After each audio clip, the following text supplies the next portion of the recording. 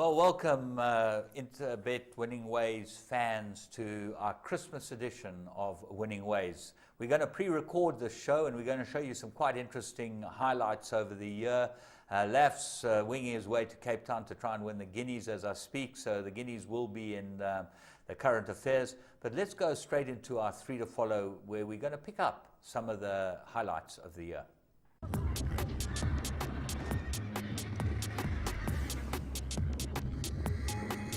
Without a doubt, the most important thing in the yard. You know, the feed room is your engine room. At the end of the day, what you put into a horse is what you get out. And if you're not putting in enough and you're doing too much work, there's always going to be consequences to that. So you need to feed the best all the time. The game has changed from what it was 10, 15 years ago. The game has evolved. It evolves every day. And you need to keep up with the times. And basically, you know, the food that people are producing now is, in my opinion, without doubt, the best feeds around. I've found that my horses carry good condition. You're able to work them harder, and they definitely seem to recover better, and you're able to race them sooner. So, you know, Mike, I know Mike, I work for Mike, and he always is looking at how to change and evolve. So, you know, I have no doubt that he's put hours of study into the food, and obviously Rencha is a vital part of that, and she's also contributed massively towards what we feed now. And, you know, for me, it's nice to wake up in the morning and know that you've got one less thing to worry about, because as far as I'm concerned, the manger is where it needs to be in my yard. Right, the first horse we're going to pick up here in three to follow is going to be Slumdog Millionaire. Well, we picked him up on the 8th of January. He won the Sea Cottage Stakes, and we said this horse was a Group 1 horse. He is a very, very decent horse. In fact, he's just looked like a top-class horse. He went on to win the Classic at Turfentine, and what a horse he turned out to be. Let's hope that he continues on his path. Let's have a look at him. Right, let's move on. Turfentine, 8th of January. The listed race on the day was a Sea Cottage Stakes, and unfortunately White Line Fever was scratched because that detracted from it a bit. But the horse that won, Slumdog Millionaire, named after some of us, the Slumdog part, that's right. Millionaire we don't fit into.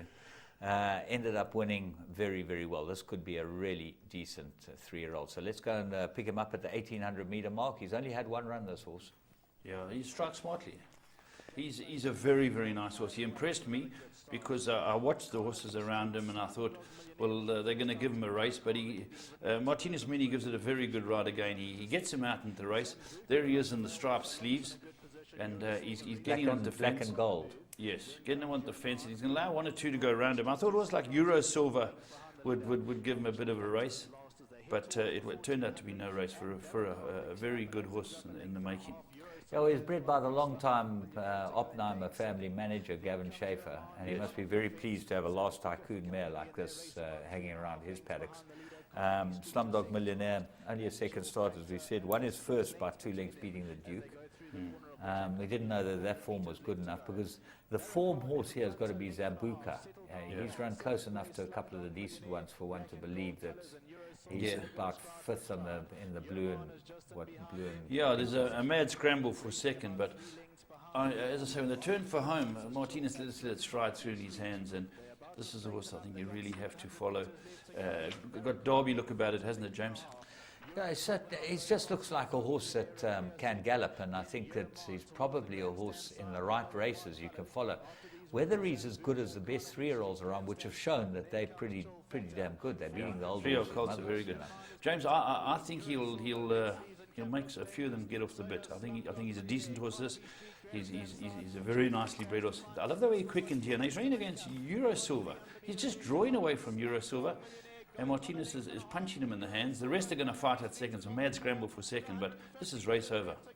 Yeah, absolutely doddles it. And Sambuca, I think, ended up running second, didn't he? Yeah, came back on the inside with the white blinkers. That was very easy. Yeah. Very convincing. Yeah, very nice horse. Okay, so those 3 certainly look like they're worth putting in your black book, and we've got Met Time coming. The next one we picked up was Ramnia. Now, when this filly won at Clearwood, down the straight, she just looked different class. She went on to win not only the big fillies race on July Day, but another couple of races, including the big fillies race in Cape Town. only a couple of weeks ago. We're going to go straight into our first of our three to follow, and we're going to have a look at Ramya on Tuesday at Clearwood. This grey daughter of Red Ransom absolutely doddled in. When she went down to the start, all of us concurred she looked like the business, and you could have got about 11 to 10 or 12 to 10 about her early on. The word was out that she could run, James, and when she went cantering, I think she was first on the track, so she looked at everything, but she was an imposing horse, and she was taking on a decent filly who I think was Queen's Court. Yeah. And Queen's Court now has been runner-up to 3 Michael de Kock horses. I think Steve Stalise and Mark Miller don't want to see a Mark de Kock horse in against Queen's Court again. Well, they're going to see plenty more, and let's see why they don't want to see one of those Mike de Kock horses. This is Australian bred. She's got New Zealand behind her name, but she's by Red Ransom. Ramya, after her first start in June, we said this could be another Empress Club. She came out at 5 or 6 to 1 in the big race on July Day. Yeah, Decent she price. second run of her life straight into Group 1 and green and didn't know anything about it. You'll see it in the race. This is a top horse. Let's go and pick her up at the Greyville Circuit.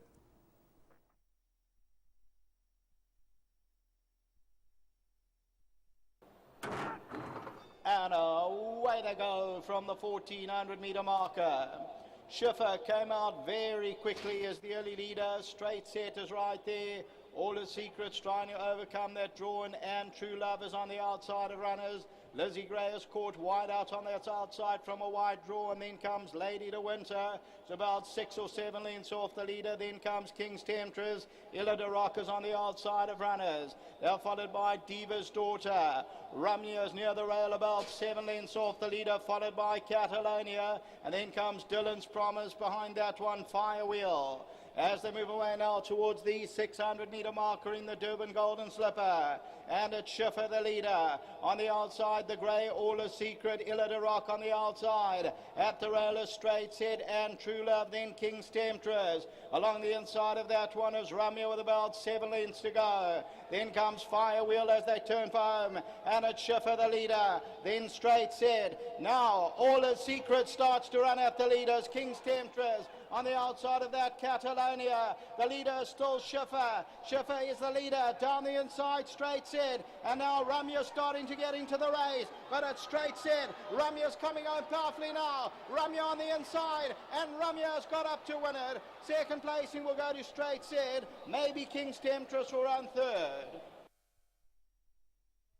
One of the best 2-year-olds around last year amongst the Colts division was Warhorse. Well, we saw him run second to Soft Falling Rain in the feature at Turfentine.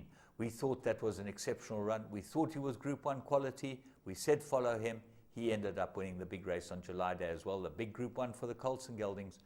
What a good horse he's turned out to be. But the third one was just as good. Warhorse. We picked him up after his first... when he ran second at Turfentine behind Soft Falling Rain. That's right. We said, this is a horse you've got to follow, and he's come out and done it as well. So let's go and have a look at him winning the Group 1 on July Day.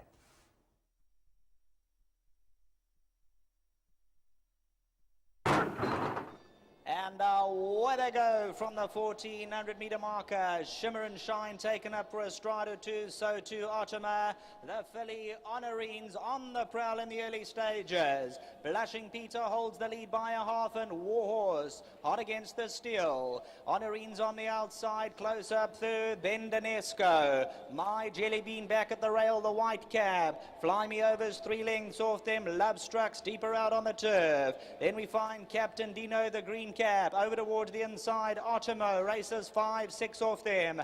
The Hangman next call. Shimmer and Shine go again. They're about 8 or 9 lengths off the leader. Blushing Peter being taken on by Love Struck. Warhorse. Honorines around them. Then comes Fly Me Over, 4 lengths to make up. Rock of Arts deeper out on the turf. Towards the inside of runners we find Ottomo. Top of the lane, Blushing Peter. Warhorse on the inside. Love Struck moves up. Honorine to the centre. Fly Me Over looks to get going. My Jelly Bean's looking for a way through. Right over towards the inside. Shimmer and Shine starts to run on. The filly Honorine. Warhorse now. Warhorse turn to hit the front. Warhorse and Jeff Lloyd. Honorine's on the outside. Warhorse got his battle armor though. And it's Warhorse with a magical stride to win it. Shimmer and Shine second. Maybe American Storm ahead of Honorine. But I tell you what, Warhorse came to the war and he got the better of Exchanges. Great pics there of Jeff Lloyd came over here to ride on July Day. Yeah. Great memories from the season, but we've got more to come. More to come. But that was, as I said, it's the end of our season now. Those were 3 good picks, horses to follow, and I'll still follow them wherever they race. Well, Warhorse certainly looks like he might be a very nice 3-year-old if he hasn't been to the well too often, but the other 2, Ramya, I'm not sure we'll see her much longer here. Well, those were 3 horses that we picked up to follow, but they were by no means the only horses we picked up. King of Pain looks like one of the hotties for the Cape Guineas on Saturday. He really is a good horse by Gray's Inn, first season sire he was then.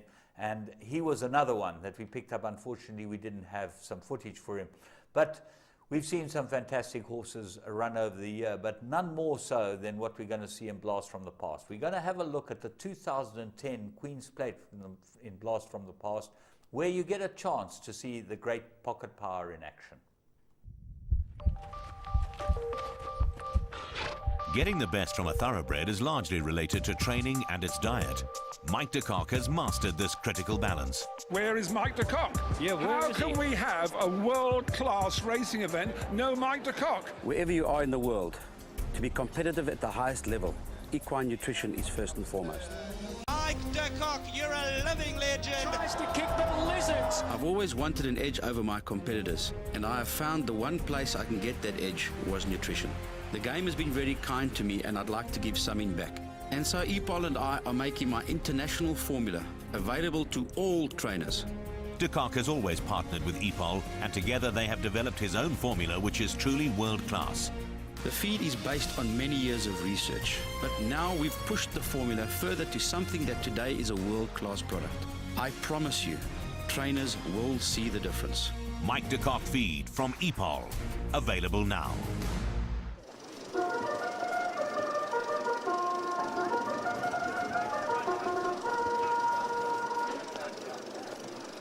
You know, sir, this is the finest fabric money can buy. Done. When you walk out of here, heads will turn. Care for a glass of champagne, sir?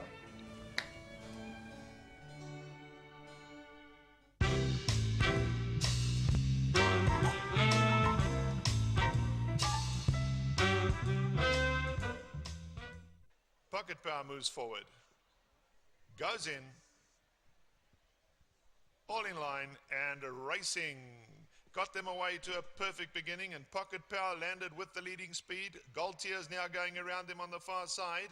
Big City Life's being urged along to go up handy too. Blue Tiger in behind these. Then it's Thunder Key.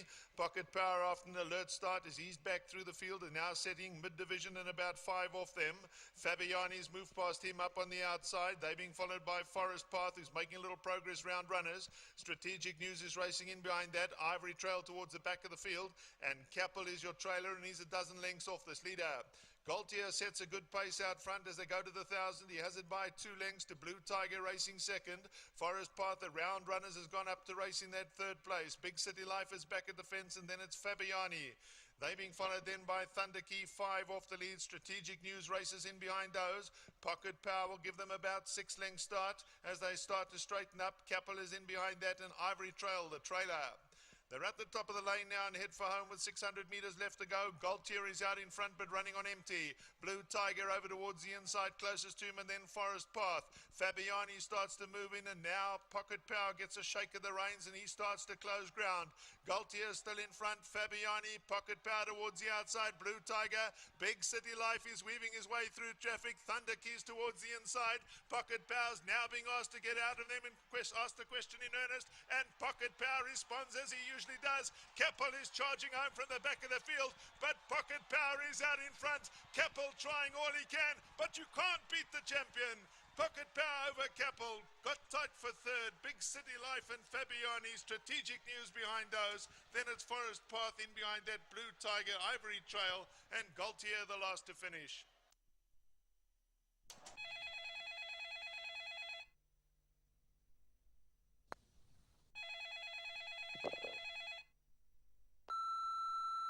It's Johnson. It's me.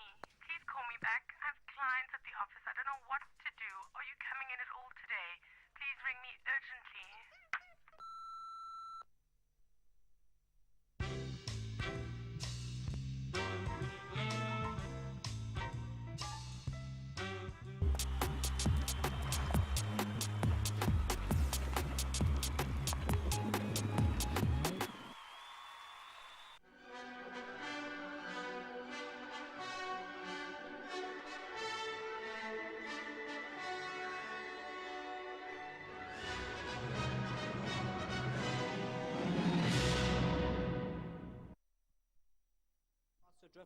inside. Soldier Sailor's got a link to make up, and the River now puts his stride together. But Soldier Sailor now hits the front with 250 to go. The River's on the stand side, a length away. Grey Joker's looking to run on. Soldier Sailor's in command. He's running around, but he's got them stone cold. And Soldier Sailor, you can do the banking. He's bringing his homework to the course with the blinkers on, and Spread Eagles them by 3.5. The River second, Grey Joker, Raunchy, Crumlin, King of Mountain, Aldrich behind these Regal Legion. Well, there you saw it. And if you didn't have a bet, you would have had to take 16 to 10 with your bookmaker as the opening price. He ended up going to 19 to 10 and shortened back into 17 to 10, did Soldier Sailor. He ended up 5 to 2 with Interbet, and there were bucket loads of 5 to 2. And to back a horse at 5 to 2 that had the form, he showed it his first run back from his break, with Mike de Kock training him and Anton Marcus riding him, or Anthony Del Peche was one of the two of them.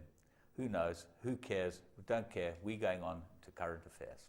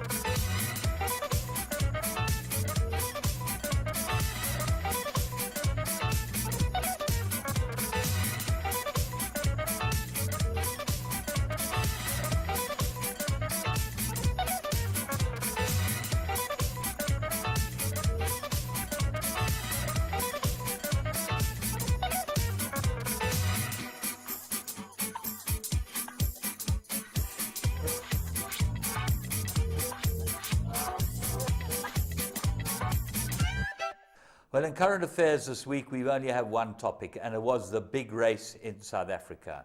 The Cape Guineas, always a great pointer to some of the champions of the future. And this year was no exception. Have a look at this race. What a race it turned out to be. Gates Fly racing in the Cape Premier Healing Cell Guineas from the 1600. Getting away quickly was Black Toga, and Love Struck is up there with the speed. Tevez, the yellow cap, is pushing past runners on the outside. So too Epic Tail, and Cape Town Noir is sitting back of the rail, and he's settling about 3-4 lengths off that leader. Shavida Aura racing on the outside of him. Next we got Paterfamilias, who's sitting a length and a half in front of King of Pain. Then comes San Shawis. That leaves at the back of the field where we find the green cap of Act Fast, and outside of that one it's Unencumbered. And those two are racing 14 lengths off that leader as they head towards the middle of the bend. Just over 800 metres left to go.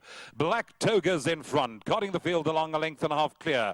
Love Struck is racing in second, Tevez third. Cape Town beautifully placed back of the rail, the yellow colours. Gonna corner 4 of the leader. Then we find Epic Tail, Paterfamilias, Shavida Aura's drop back through the field. Gonna corner 10 off the leader. King of Pain has got 12 to make up San Shawis. Act Fast will have to come from the rear with Unencumbered as they settle for the run to the line. Head towards the 400 in the Cape Premier Healing Cell Guineas. In front it's Black Toga and Cape Town Noir. In the yellow colours is moving swiftly. Still under a tight hold. Moves up and takes over the lead. Up there in second we got Love Struck. Deeper out comes the grey King of Pain, but he's still 5 off the leader with 150 metres left to go. It's Cape Town Noir that says come and catch me if you can, but the further they go, the further he'll win by. Cape Town Noir wins it easy. Shavida Aura in second, Black Toga in third, and King of Pain back in fourth.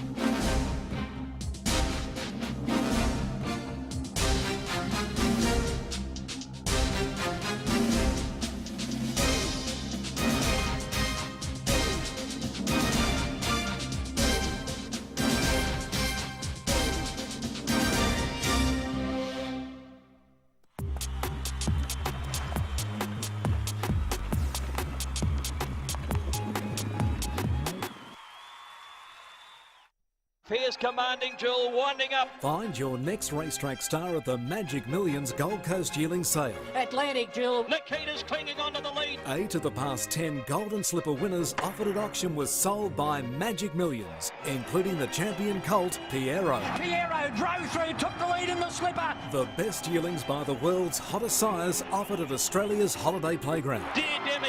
For more information and to view the catalogue, visit magicmillions.com.au. Your call this week will feature some of the great moments that we've had on Winning Ways during the past year. Well, top of the pops is Chad and Bert Leclos. You're going to end up seeing them at the end of the little collage we put together for you. But there are a number of other moments that are very, very good. Jessica Slack came onto the show. We've had some very, very interesting people, and I'm sure you'll enjoy mostly what we've got to do here. Some of you might be a little embarrassed. Right on the far end, Wesley Bowman. I don't want to get you mixed up. Wesley, nice to have you here. Racing family through and through. Thanks, James. Yeah, it's a pleasure to be here. Yeah, just a quick background. As we spoke about before, my grandfather was a bookmaker, and currently 2 of my uncles are bookmakers. Unfortunately, I'm not going to be going that way, but yeah, I enjoy horse racing, and that's why we are. But if you're not a bookmaker, you've got to be into some type of financing. And that's probably the way you're going, try to make more money than your family made before you. Correct. And I can see where you're going with this. I mean, we did speak about it earlier, but yeah, I'm in finance and enjoy it. Finance in what way?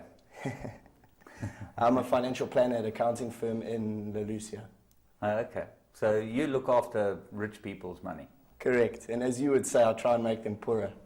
Well, exactly right. But Danny, more importantly, lovely to have you here as well. Thanks so much, James. You've been involved in racing all your life.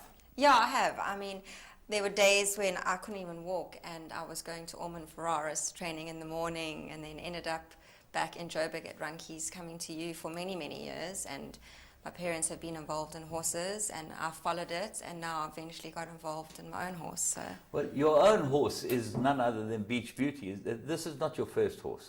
Personally, for me, it is. I've always followed my parents' horses, but this is the first time I decided I really want to get involved. Obviously, that was way before we knew what she would do, and it's just, I've been so fortunate. Beach Beauty is a wonderful story because John was telling me at the July, and I think it's been told on air, but just give us a little background as to how it went. One of the girls involved worked for John? Ruth worked for my dad and introduced her to her late husband one day when he took a group of people worked for him to the Stewarts. And Beach Beauty is in memory of Mark, and she's come off the farm from Mark's dad, and then all of us that were close friends formed the syndicate. The syndicate's named after him, which was his nickname at Varsity. His oldest daughter named her. The colours are from his favourite bird because he was into breeding birds. So it's just all about memories to do with him. And every time she runs, to see a filly this good must be just so exciting. It's amazing. Every time I think to myself, can she do it again, you know? But she does. She finds that I think she's got the biggest heart that any little horse can have, and that's all you can ask for. Wonderful. Just the other day, your 3,000th winner. Yeah, it took a while, Paul, but eventually got there. Well, did you struggle? Did you have the nervous 90s? Yeah, I think so. Is that right? Yeah. But it takes you back a long way, you know. You've been in the saddle how many years?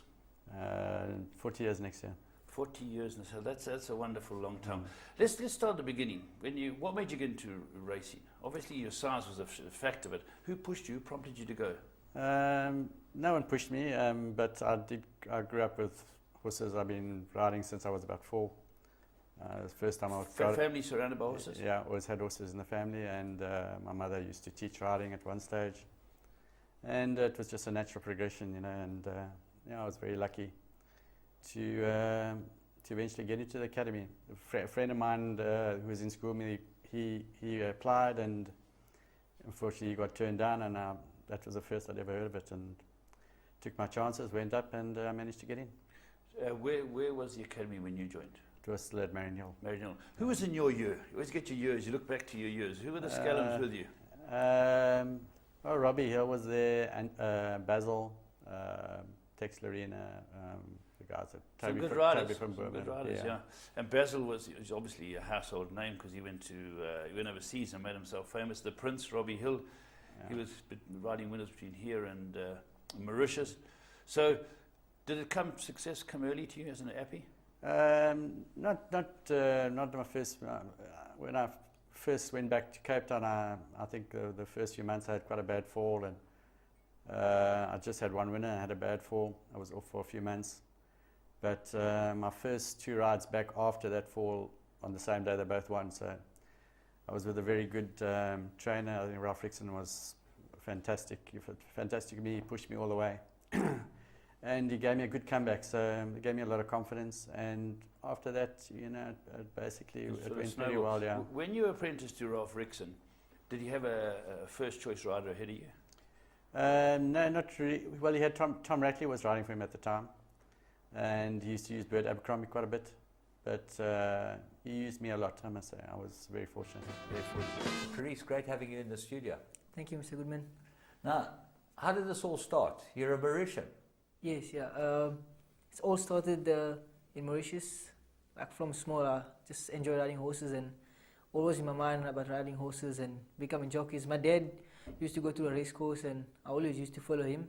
So that's how it all started. But Mauritius, it's a way of life to be involved in the racing. So your dad loved the racing. Was he a punter? I won't say punter, but he used to always, all the Mauritians, they like to take their small bets, and he used to go to race course, and yeah. And was he keen on you becoming a jockey? No, always, Mr. Goodman. It's actually my whole family.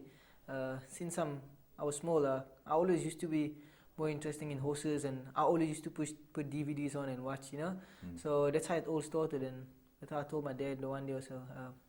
I remember at races at Champ de Mars, I told him, I really want to become a jockey. I want to start riding, and I was young. I was like 5. So he's like, "Are you mad? You can't just start doing it." My mom didn't want me to do it, and said it's very dangerous. So, and then I just put my mind in it, and it came through. What does your mom and dad think now? Now they've seen you successful. My dad actually like it. My whole family support me a lot, but my mom's still a bit scared. Like she's always like cry when she watches races, and some mom they're very sensitive. But my daddy, he support me a lot. I must say, I got a great family. They support me a lot. And brothers and sisters? Still have, we are 3 brothers. I mean, me plus my other 2 brothers. So, and to be funny, my other brother Mervyn, he's coming to the academy tomorrow. Oh, is he? So that's good, yeah. And he likes it as well? No, he loves it. He say he doesn't want to go to school, and he just want to ride horses. So I say, well, good opportunity. You can come here to the academy, do school and races. So. And your 3rd brother? No, he's still young, so let's hope he's in the boots. So it could all be a whole family of jockeys. Whole Teton family. Yeah, you could run Cape Town racing, Durban racing, and Joburg racing. Talking about Jill, where did you meet her? How did you end up with such a pretty wife? I know, some people get that lucky. But no, look, Jill and I, we've been together for close to 20 years now. So I met her basically when I first came to Cape Town. And so she's a Cape Town girl, born and bred. She is. She's Cape Town. She's been in racing also all her life. Patrick Wynne being her brother, so a racing family. So that also helps because they know the stresses and what goes on when you come home from a bad day at the office. Kids, we've got 4. Jill's got 2 from previous marriage, and we've got 2 of our own. So we've got a house full. And they like the horses. The 2 younger ones, my son is not really interested. He just wants to know what he can back. But unfortunately, his dad's not the best tipster, so he's going out. But my daughter, she loves it. She rides a lot, and she shows a lot more interest. It's fantastic being able to bring them up around horses, because horses are just, they're God's gift to us, really, aren't they? Oh, without a doubt, James. I mean, I've been fortunate in that from the day I left school, it was something I've always wanted to do. And I've been fortunate enough to be able to continue with that. So, hopefully they'll make their decision as what they would like to do in life. But, I wouldn't trade my job for anything. Well, I see the Marcus Justus, the Van Niekerks, we're in the grade 1s. And my mission is now to go to grade 1. By top horses and that. And also, you're getting quite a few horses here. The horses that aren't going to make it, what do you do with them? Well, I don't want to keep wasting money. Let's move on. I said, let's go to weaker centres. That's it. And it pays the bills over there. That's right. So if a horse not going to make it here in Natal or up in Gauteng, you cull quite quickly. Yes, it's a good policy, that. Definitely. And trying to, as you say, trying to emulate the big players of the game. You've put a lot of money into the game, and you want to win Group 1 race. What it's all about, trying to win the Vodacom Durban July. Yes, definitely. I want to get there. You want to get there now. At the moment, a lot of young horses. Lots of babies, unraised babies coming up now. We're going to have some fun. And I've got to ask you, Alesh, what is your best horse at the moment?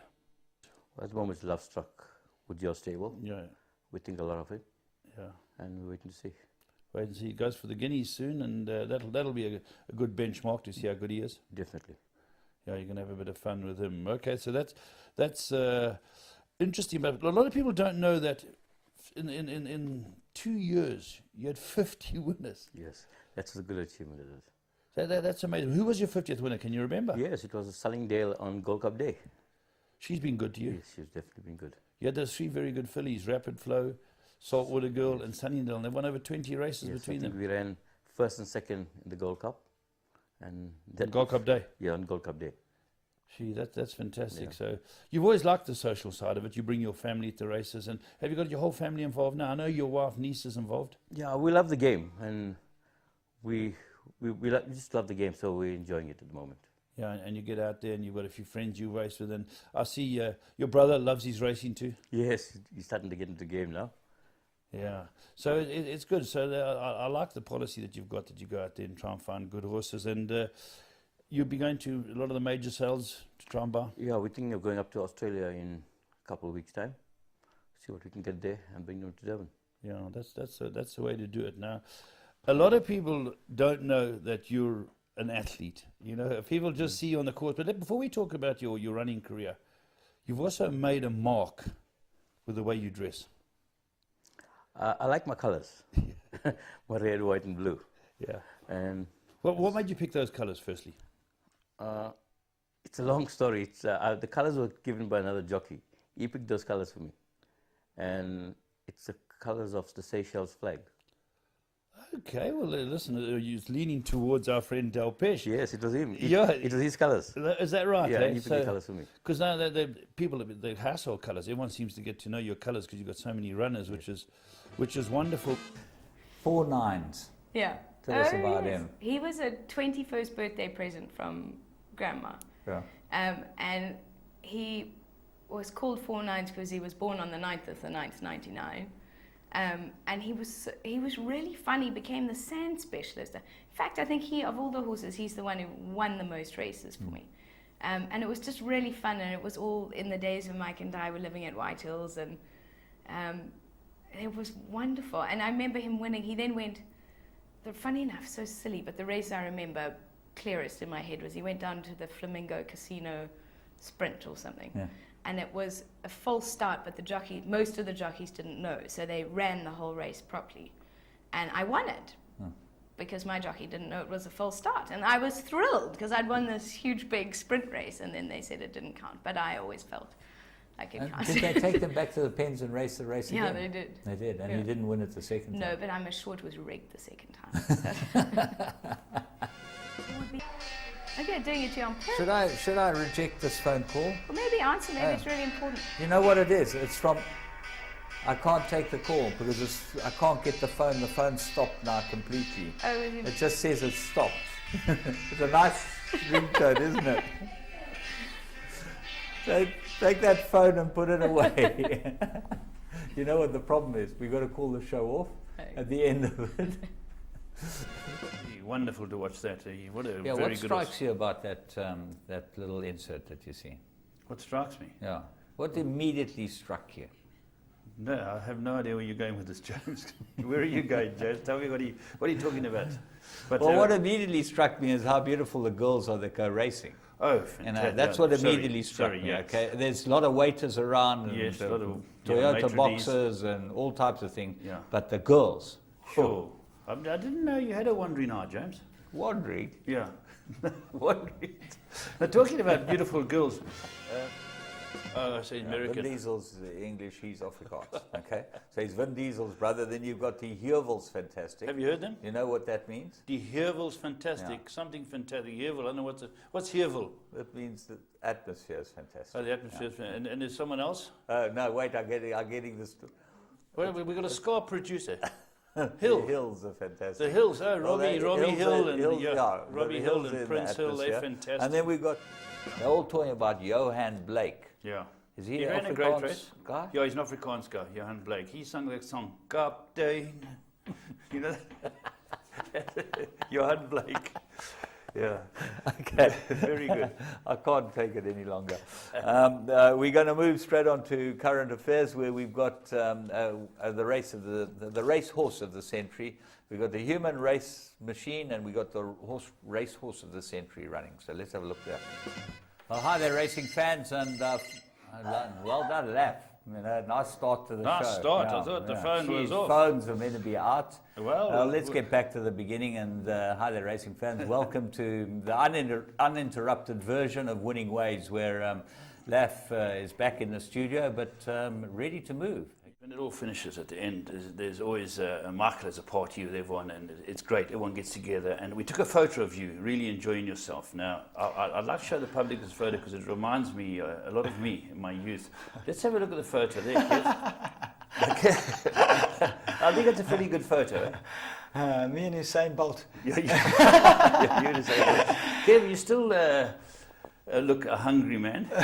You're still a good neck. Okay? The hunger for the game is still there. I love it, Lef. You love it. And next year, Mark wants you to come to Dubai. You're going. There like a bear. Yeah, I love it. I enjoy traveling, Lef. I don't know. Yeah. I don't know why a lot of these guys don't do it. I mean, May started the trend, and you've seen now Dougie White's, Jeffrey Lloyd's. You just name them. But Kev, you've been fortunate. You nearly won a Breeders' Cup. You know, you illegally ran on their course when you weren't supposed to. Yeah, I nearly got arrested. Nearly got arrested. Kev, you've been to many countries, including England. When I was over there and I saw you win an Archipenko, so it's been great for you. Your business is Tackies. Yeah, that's it. You know, I've got a business called Tackytown. We're very, very blessed. You know, we started out in Mossel Bay 21 years ago. I was very fortunate once again that as I arrived there, 10,000 people came there to build the Moss Gas plant, you know, so I was just very, very fortunate that I was at the right place in the right time. I managed to do some business. I reinvested the money that I made into stock, and I built my business, and only 10 years later I opened a second shop. But that helped me to put on a proper foundation, so much so that we could have grown this business to 200 stores now in South Africa. Give us a look. Give us a look. Put up the alleys. Well, yeah, I'll put try the alleys to do up that, there. but There we are. Check these alleys. Have you ever seen a set of alleys like that? I don't know. We can get that. It goes with my colours, you know. Mummy. If you see our colours, it's more or less the same. So all your colours. I think I just pulled my hamstring, but I do a bit of walking in the morning. You know, we say our biggest wealth is our health, and that's also a very important part of my life, is to exercise every day.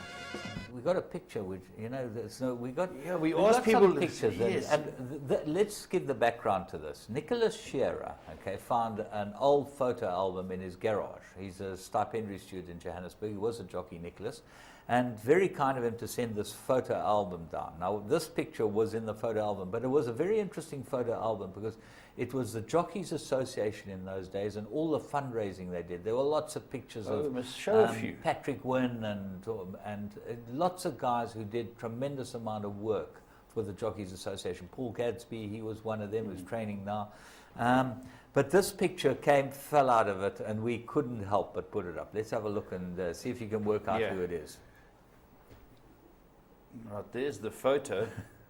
And I got it because I don't know the woman in the middle. James, do you? No, I don't know the woman in the middle. But I do know the two on either side. Yes, I do know. Obviously, that's Felix and his wife. Janine, yeah. Janine. And on the other side, it's full Giorgio with hair. And his wife, Lauren as well. Doesn't Phil look like Tony? He does. He looks just like Tony Giorgio. An amazing Phil, the young strapping Phil. This is with a cummerbund. It looks like the cummerbund. Yeah, well, that's to keep the that's history. Keep the young spots in. But Felix, look at Felix. He's got that smile on his face. He looks like a young man there. Yeah. He got the cream Felix, which he did get. But I haven't seen this album Nick Shearer sent down. It's fantastic. Anyway, that's a picture at one of the big evenings that they had. They've got to send us. People have got old photos out there. Send them through just to us. email them through Email to them James to Tree, us and we'll put them up, because it's always good to look back and see how much we've changed. You haven't changed much. You're very lucky, James. No, I've actually got better looking. James, right, now we've got something. Before we show you a photo we've got, James and I were having a good laugh at this. He got the photo given to him by one of the assistant trainers up at Summerfeld. We do ask if any of you have old photos, especially of yesteryear, get them into James or myself, or you can email them to us, to James G, and we'll just download them. And we'll just correct and give them to our production team.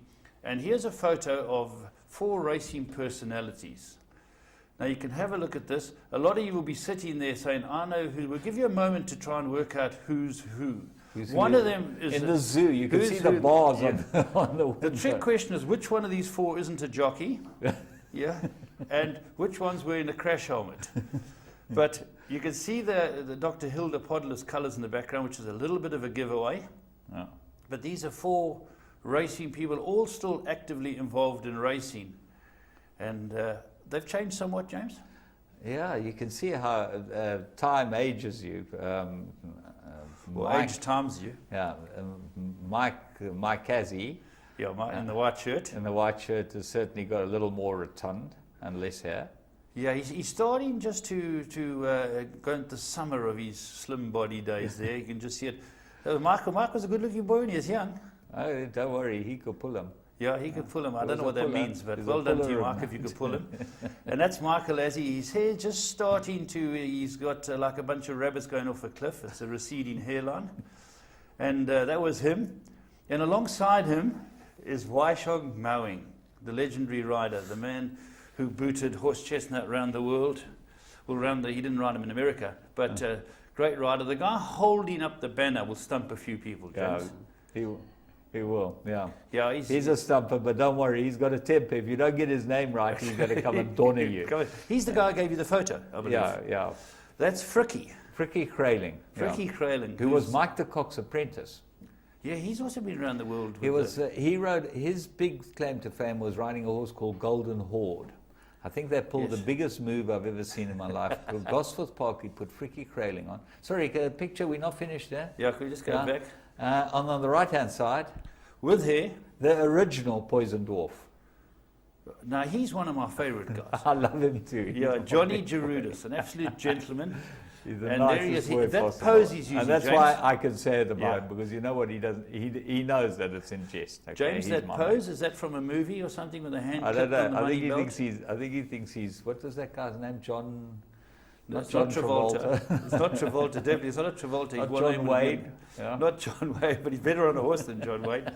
So there you go. If you've got any old photos, send them out. Maybe an old photo of Peter Gibson. 2 years after the Commonwealth Games, I've been training for that gold medal, and it's been in my mind every time I train. But then, I mean, when the Olympics comes, as my dad said many times, you know, it's the magnitude of the whole games is a bit overwhelming. You know, it's a daunting experience. You walk out there and you see, 21,000 people, screaming. amazing.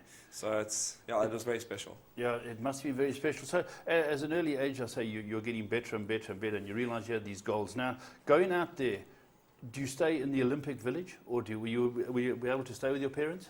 No, I actually only saw my dad on the 4th of August. That was 4 or 5 days after the gold medal. I didn't see him after that because we were in the village, and there's a lot of strict protocol which you got to. Are there? Yeah, I mean, for example, after each night I had drug testing afterwards, which usually took about an hour. Was it urine? Blood and urine. Blood and urine. Yeah, so it was quite. I'm not a big fan of needles, but. No.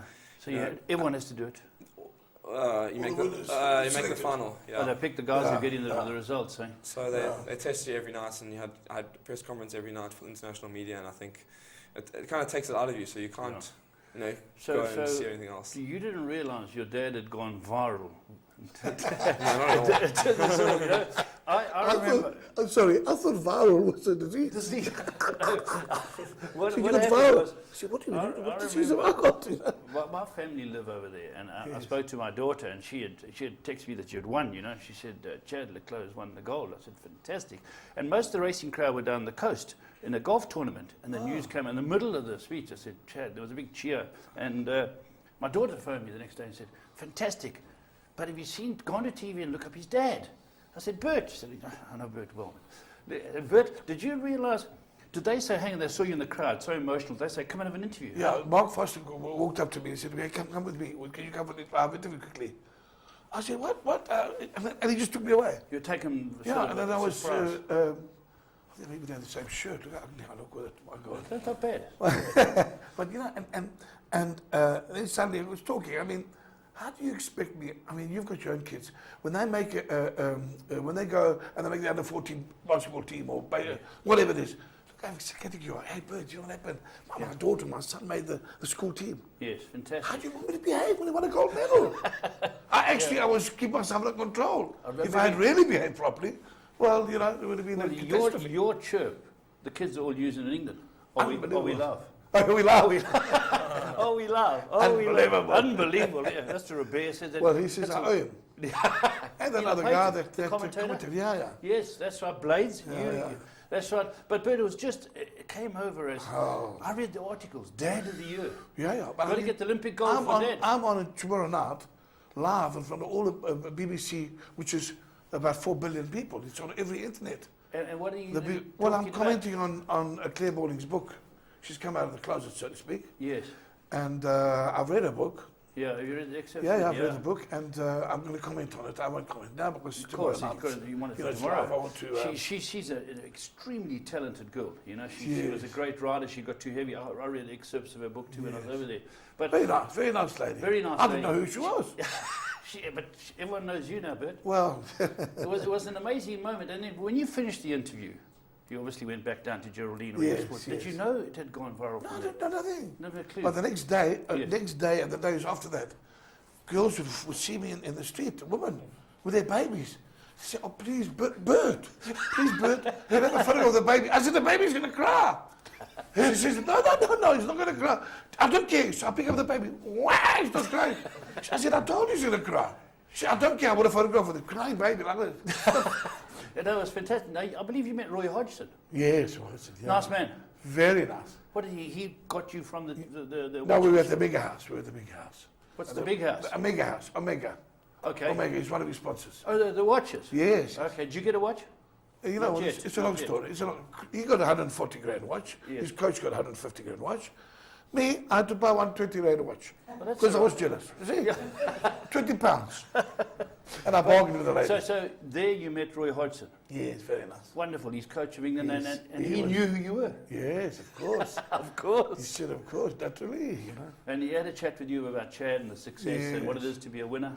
Yeah, and he said, if ever Chad or myself want to go, if we over there, or anybody, we just give him a ring.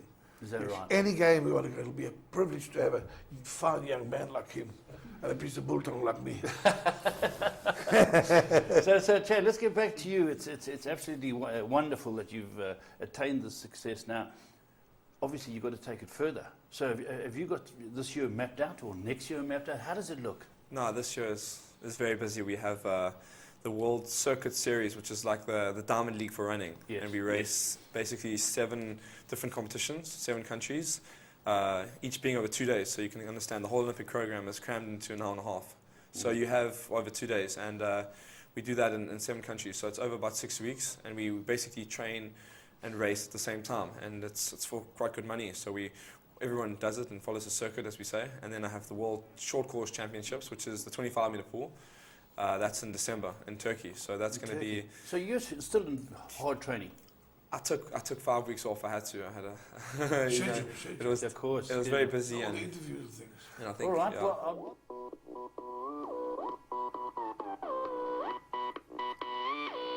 Jockey style.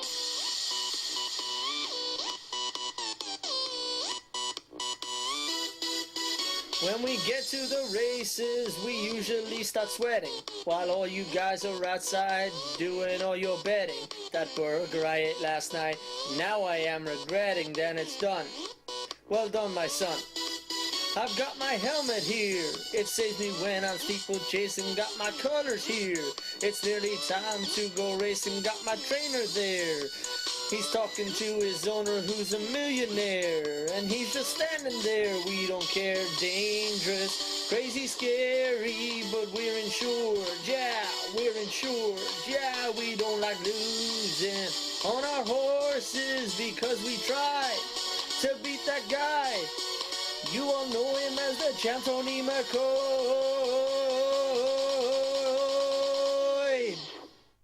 But we've got jockey style. Jockey style, yep. We've got jockey style. Jockey style, yep. We've got jockey style. Hey, sexy horsey, yep. Jockey style. Hey, sexy horsey, yep.